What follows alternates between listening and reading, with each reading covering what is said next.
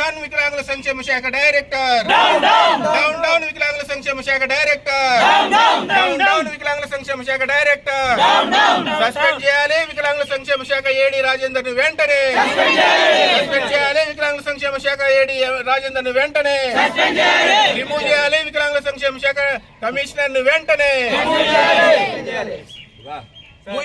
అమ్మాయి నిలుఫర్ హాస్పిటల్లో ఉన్నదని మాకు తెలుస్తుంది. అమ్మాయి దగ్గర కూడా పోతాం. ఈ రాష్ట్ర ప్రభుత్వమే అమ్మాయిని ఒక నిలుఫర్ హాస్పిటలే కాకుండా కార్పొరేట్ వైద్యము అందించి అమ్మాయికి మంచి శస్త్రచికిత్స అందించాలని విహెచ్పిఎస్ డిమాండ్ చేస్తా ఉంది. ఓకే,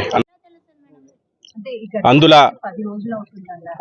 పాఠశాలలో 7వ తారీఖు నాడు సుమారు ఆదివారం అందుల పాఠశాలలో 3వ తరగతి చదువుతున్నటువంటి బాలిక మీద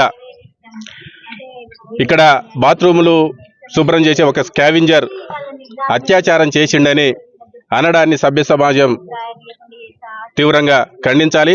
అదేవిధంగా వికలాంగుల హక్కుల పోరాట సమితి కూడా తీవ్రంగా ఖండిస్తుంది. ఈ సంఘటన జరగడానికి మెయిన్ కారణం వికలాంగుల సంక్షేమ శాఖ డైరెక్టర్ గారు దీనికి పూర్తి బాధ్యత వహించాలి. ఎందుకంటే రాష్ట్ర వ్యాప్తంగా వికలాంగుల సంక్షేమ శాఖలో పర్మనెంట్ వార్డెన్లు లేకపోవడం, పర్మనెంట్ నర్సులు లేకపోవడం మేము ఎన్నోసార్లుగా వికలాంగుల హక్కుల పోరాట సమితి ఎప్పటికప్పుడు డిమాండ్ చేస్తూనే ఉంది. నేటికి కూడా ఆ కొరత వల్లనే ఈరోజు మన 3వ తరగతి అమ్మాయి మీద ఇలాంటి అత్యాచారం జరగడం సిగ్గుచేటు. నిన్న రాష్ట్ర ప్రభుత్వ మహిళా శిశు సంక్షేమ శాఖ మంత్రులు, వికలాంగుల సంక్షేమ శాఖ మాత్యులు సీతక్క గారు స్పందించి వార్డెన్ అండ్ మ్యాటర్ని సస్పెండ్ చేయడాన్ని వికలాంగుల హక్కుల పోరాట సమితి స్వాగతిస్తూ ఒక కమిటీని కూడా ఈ రాష్ట్ర ప్రభుత్వం వేయడం జరిగింది. మేము ఒకటే డిమాండ్ చేస్తూ ఉన్నాం, వికలాంగుల సంక్షేమ శాఖ డైరెక్టర్ అయినటువంటి శైలజ గారిని, వికలాంగుల సంక్షేమ శాఖ ఏడీ అయినటువంటి రాజేందర్ గారిని, వాళ్ళిద్దరిని కూడా ఈ రాష్ట్ర ప్రభుత్వం సస్పెండ్ చేసి విధుల నుంచి బహిష్కరించి రిటైర్డ్ జడ్జి తోటి ఒక విచారణ కమిటీని ఏర్పాటు చేయాలని వికలాంగుల హక్కుల పోరాట సమితి డిమాండ్ చేస్తూ ఉంది.